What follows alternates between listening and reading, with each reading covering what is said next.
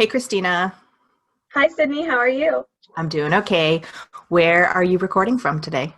Well, I am currently working from home in my house that has a barking dog, a 20-month-old toddler, and also a working husband. So right now I am secured in my bedroom with the door locked, and my husband is currently trying to corral the dog and the baby, and I can hear the dog barking, so I apologize if you all can hear the dog barking.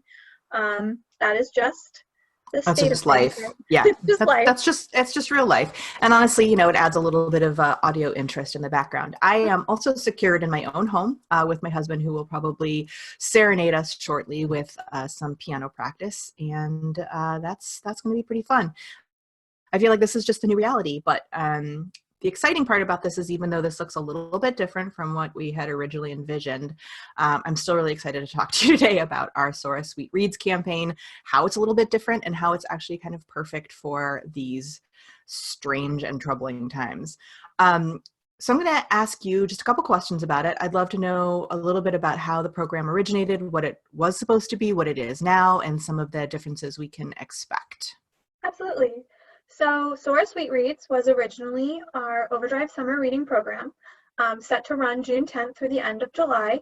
It was a program that we have run since 2014, and we Mhm. had all of the things that we needed to get the ball rolling. And then, of course, in early March, we noticed the tide was changing with COVID-19, and we got to thinking of ways that we could support our schools sooner.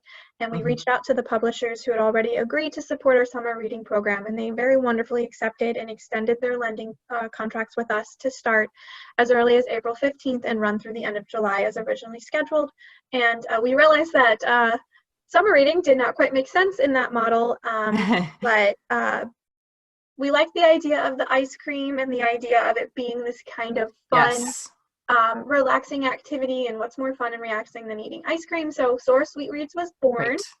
Love it. um, and it's 30 free simultaneous use titles for juvenile and YA audiences. It's in Sora. Its treatment will be in Sora, so students will see Mhm. a fun little ice cream cone sort of montage there as Yay. well. And we have a lot of really, really great content this year. So we're really, really excited to be able to offer this even sooner, especially with, the need for remote and distant Mhm. learning opportunities for schools. So we're really excited to have this program start as early as it is. Yeah, me too. I'm really looking forward to it. I've enjoyed it the last couple of years. I think this is a perfect time for it. I'm wondering, so I think today we're going to do a couple of these just so that folks have something to look forward to each week and can hear a little bit more about the Sweet Reads program as we go. So this week, you and I decided to focus specifically on the popular reading titles that are coming out. Sure. Before we jump in, I want to do a little overview of the site so folks know what to expect, and then I want to talk a little bit about a couple of the titles that we pulled out as particularly exciting for folks this year. Would you mind just really briefly explaining what simultaneous use means so that folks know exactly what to expect when they're in Sora this year? Absolutely. So this means that for the length of time, April 15th through July 31st, the titles that you'll see will be available for multiple checkouts to multiple users, meaning, when you typically see a title, it's like one copy, one use. So the student checks it out and they have it for a period of time. And if another student wants it, they can add themselves to the hold list. Mm-hmm. In this program, you won't have to worry about that. The titles will remain available for the entire length of the program. We do have some caveats for some of our Sure. titles, but basically what it means is that as many students can check out these titles, you don't have to worry about refilling or having students wait for them. They're available always, always That's available. That's what you awesome. need to remember. Yep. Always available. That's awesome. So folks, there is also going to be a PDF that you can download next to this recording, and you'll see that there is a link to the Sweet Reads website itself, so you can read a little bit more information about it. But we are going to talk a little bit about it. I've got a little screen recording to play here in the background while we talk over it. And Christina, do you want to talk a little bit about what they can see when they go to this URL? Absolutely. So what you'll find on our website this year is a brief discussion, or excuse me, discussion is not the right word, a brief summary of the program, when it starts and what you can expect from it. And then you have our list of titles broken down by the elementary school collection, which is going to be your juvenile and a mix of some YA, and then the high school collection, which is going to be a mix of the young adult and then classified as adult, but meaning more for high school student age group. Mm-hmm. So Then there's also going to be our marketing materials. We offer marketing materials every year, branded with the Sora Sweet Reads logo. You'll find some appropriate social media graphics you can share. We did do a focus on social media graphics this year, given that Awesome.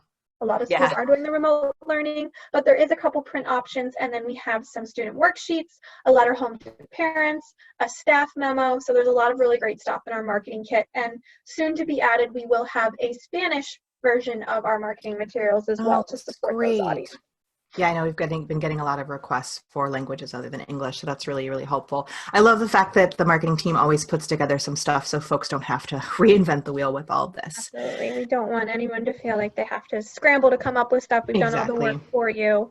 And honestly, this year, with the amount of titles that we've gotten and the exciting titles that we've gotten, they really will hopefully just kind of promote themselves. Yeah, I think so as well. Well, let's talk about some of those. I know that we had talked offline about some of the ones that we're the most excited about. I think, again, this week we're going to focus on popular reading, and then we'll talk about some other stuff next week. So here we go. So with popular reading, I'm always a little anxious to use popular or pleasure reading because, like, who am I to say what's popular versus what's pleasure reading? Like, some people might see that list of 30 and I'm missing one that they're really excited about. So this is just a very small preview of what's in there. Yes. But of course, we couldn't not talk about Black Panther. Oh my gosh. We were so stoked to get this title. You know, it's obviously very popular right now with the Marvel movies. So Black Panther, it's a comic book, graphic novel. This version is by Ta-Nehisi Coates. You might have heard of him. He wrote Between the World and Me. just a little author you might have heard of. Author you might have heard about. And it is illustrated by Brian Stelfreeze. And it takes we meet T'Challa again. You might have heard of him. This story takes place in Wakanda, and there's a dramatic upheaval happening in Wakanda, and T'Challa is a little stressed out about it. There is a terrorist group called the People that are sparking a violent uprising in Wakanda, and T'Challa has to basically unite his citizens to, strengthen Wakanda and get it back to its peaceful state of being as it usually is. I won't give away much else here, but if you're a Black Panther fan, you're a fan of Marvel, you're a fan of the Avengers, this is definitely one to take a look at. We're really excited. It's beautifully illustrated. When I mentioned earlier the caveat in our lending offering, Marvel actually did us a solid. So we have Black Panther through June 15th. So it will be April 15th to June 15th. So you have 2 months to enjoy that title. But to kind of keep things interesting, Marvel also gave us Miss Marvel. Oh, that's awesome. Oh my God. Marvel, will become available on June 15th in place of Black Panther. Again, I'm really excited about this because I think if the students are honestly really engaging with the program, adding another exciting title midway through hopefully just brings them back in. And our social graphics do reflect the title change. Awesome. Miss Marvel, this is also a comic book called No Normal. It's by G. Willow Wilson and illustrated by Adrienne Alfana. This is a new iteration of Miss Marvel, so it's not Carol. The character's name is Kamala Khan. She's an ordinary girl from Jersey City until she's suddenly empowered with extraordinary gifts. So she kind of has to sort of explore what that means for her. She's Muslim. She's a teenager, so it looks a little different from the typical Captain Marvel. She's discovering the dangers of her powers, and she basically unlocks the secret of them behind them as well. Obviously, there's a whole origin story to sort of explore here, and I don't want to, again, I hate, my husband tells me that any sort of information about anything is a spoiler, so I'm always so hesitant to say anything. But it takes place in New York, so I think it's really exciting to have a teenager who's Muslim kind of take on the helm of Captain Marvel and kind of really get to explore how that comes to be. So 2 really great Marvel titles. Oh my gosh, I know. It is comic books, which we typically think of for boys, but we're really excited. Miss Marvel's going to hopefully attract a lot of female audiences. I'm a big fan of Buffy the Vampire Slayer. I feel like I talk about this anytime I'm on a recorded webinar, but a lot of really great, strong female vibes here. That's so awesome. That cover alone is just fire. Oh my gosh, I know. So excited. Actually, the Black Panther one too. I'm just like, I want these as posters in my room. So good. And we have a third that we want to talk about today, don't we? I am super stoked. Are you ready? I'm ready. Yes. Yay! Okay, Big Nate from the Top. For some of our younger readers, written by Lincoln Pierce, is a illustrated graphic novel comic book as well. It has kind of like the old comic book vibe from like the Sunday papers. I love that. Yay, me too. A lot of young readers know Big Nate. I don't have to spend a lot of time talking about him. He's popular on his own, but if you haven't met him, Nate Wright is an 11-year-old, 4.5 feet tall young man. He is quite the troublemaker. He's a self-described genius. He's a Renaissance man. He's a 6th grader. So this first story in the Big Nate series kind of introduces Nate and kind of the hijinks he gets into. It's really a story about a 6th grader and him coming up against teachers and homework and bullies and all of this stuff. So it has a lot of great, really, really funny dialogue and a lot of like really great hijinks going on, but it's also really reflective of what middle grade students might be going through. So I think they really connect with it.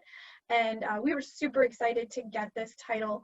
I think it's just, just this mix right here. We have a lot of great stories for young and older readers to get excited about Sora Sweet Reads. So I think this is a great, and again, this is just a sampling of all of the amazing titles that we have this year. And I know we're going to be talking about some next week and the week after and trying to do kind of a tie-up of specific themes. We thought it might be fun to talk in themes, but we definitely encourage you to go out to the site itself and get a preview of all of the different titles that we've got for YA and for the younger readers as well. We've got audiobooks again this year, which is great. And am I mistaken in thinking that this is kind of the biggest grouping we've had? We had 30 titles last year. So this is... Oh, that's right. Okay. Yeah, so we've had 30 last year. We felt like 30 was a really good number, a sweet spot for us. Because we really, our publishers are so wonderful to us. And we had a really good crop of titles. And we picked our 30 best to really keep kids engaged with the program. Originally all summer long, but now all spring and summer. So hopefully, Exactly. I feel like each year, like it just, the program grows and gets bigger and better. So I'm really excited about it. Okay, well, we don't want to keep people too long. We want this to be kind of short and sweet, just like the Sweet Reads campaign itself. Well, actually, it's kind of long and sweet. So I'm going to wrap this one up for today, but let's get back together next week and talk about some of our other favorites. Thank you so much for talking to me this morning. Good luck chasing after your baby and your puppy, and I will talk to you next week, Christina. All right, thanks, Stay Cindy. safe. See you soon. Thank you. We'll talk to you soon. Bye. Okay, bye.